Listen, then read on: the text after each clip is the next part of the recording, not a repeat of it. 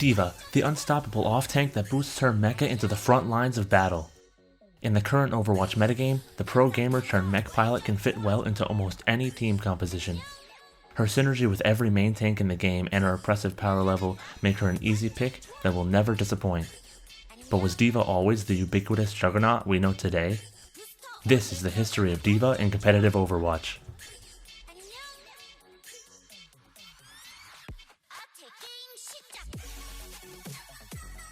In this video, we'll be discussing hero usage in Premier level Overwatch tournaments during each competitive season since the game's official release. We use the following tier system to rank heroes based on how frequently they were played.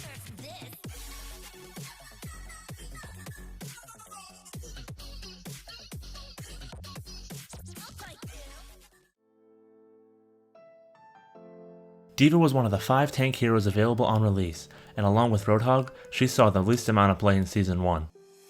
This was mostly due to her lack of a consistent damage blocking ability, leading to a lack of survivability compared to the other tanks. You see, at the beginning of the season, D.Va's defense matrix was possibly the worst ability in the entire game.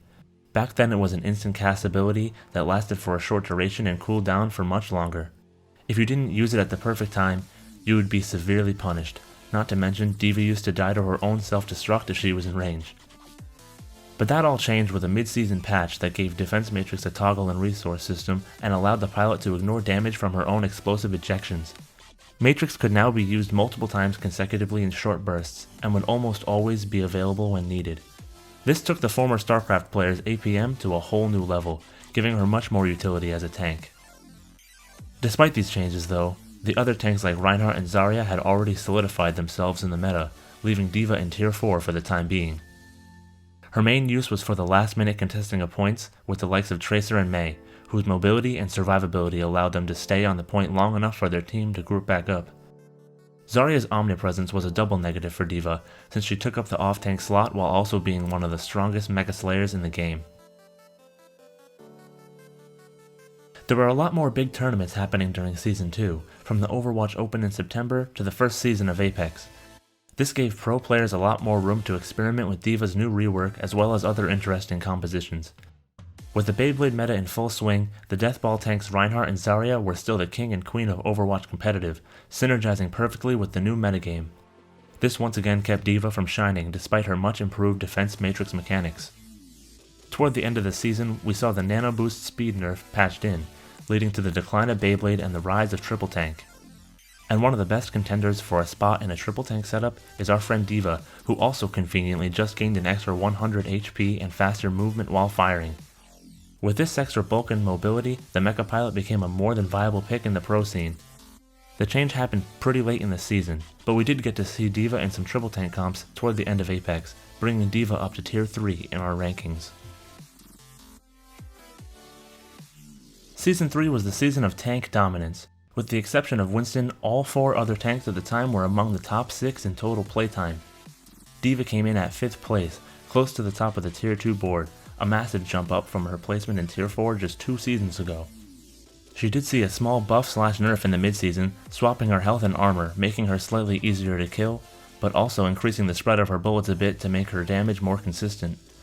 This seemingly small change made D.Va into more of an offensive bully character, able to boost into the back lines of enemy teams and take the healer's lunch money. It put the hero into the perfect position for the upcoming meta that would evolve over the course of the next few seasons. The triple tank meta of Season 3 carried over into Season 4, but a new alternative strategy was also on the rise. After a buff to the least played tank hero from last season, players started to develop a hyper-aggressive strategy called dive comp. And luckily for D.Va, she was a key ingredient to this new tactic. She and her fellow tank Winston, with his new and improved barrier mechanics, took charge of the battlefield, using their mobility to dive enemy backlines and single out targets. In fact, this became the most popular strat during Season 4, establishing D.Va's place as a staple of the meta. Tank-heavy comps were still fairly common as well, so the playtime was spread a bit between the two. Because of this, all the tank characters remained in tier 2 for now, with the exception of Orisa, of course, who was still new on the scene. But say goodbye to all those other tanks, because in Season 5, dive became the sole governing force of the Overwatch metagame. If a hero wanted to see any play at all, they had better synergize with dive. In one of the most polarized metas we've seen in the history of the game, D.Va sat pretty near the top of Tier 1 for the first time. To put things in perspective, only 9 heroes saw more than 10% usage this season.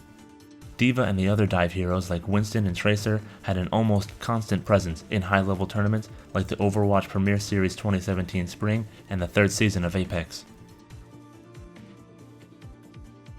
Reinhardt and Zarya got a couple of buffs in the middle of Season 5 that saw them creeping back up in playtime, so D.Va decided she needed to step her game up again with another round of buffs for herself.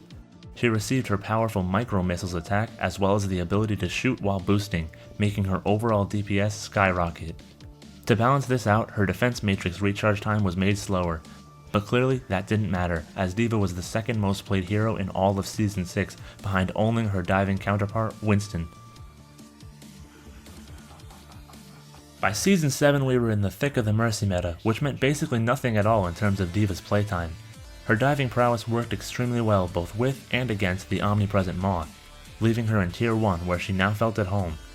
The fight for the top spot was lost once again though, with Mercy being an absolute must-pick for the entire season.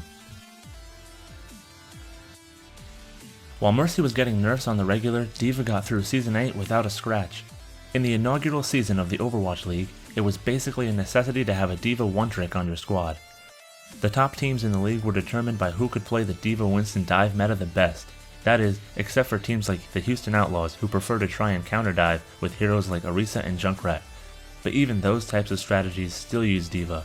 She was just too strong not to pick and became number 1 on the usage list for the first time. Clearly D.Va liked being queen as she didn't move an inch going into the next season. She and her diving cohorts remained at the top of the food chain, now for 5 seasons in a row. We did get the addition of Brigitte into the game this season, who as we know is a hard counter to dive characters. But she wasn't introduced into competitive or the pro scene until later, so her impact doesn't show on the standings just yet. Due to D.Va's oppressive pick rate, she was hit with a small damage nerf to her micro missiles and boosters. Despite this, D.Va continued to dominate the metagame as the only off-tank above Tier 3. The introduction of Brigitte hit D.Va and her homies hard, sending all of them except for herself and Zenyatta down a tier. The Swedish support hero was a bit lacking in the healing department while being incredibly strong in other areas, creating the inception of the triple support meta in Season 10. This, along with her overall synergy with Reinhardt and Zarya, brought the old tank duo back into the limelight.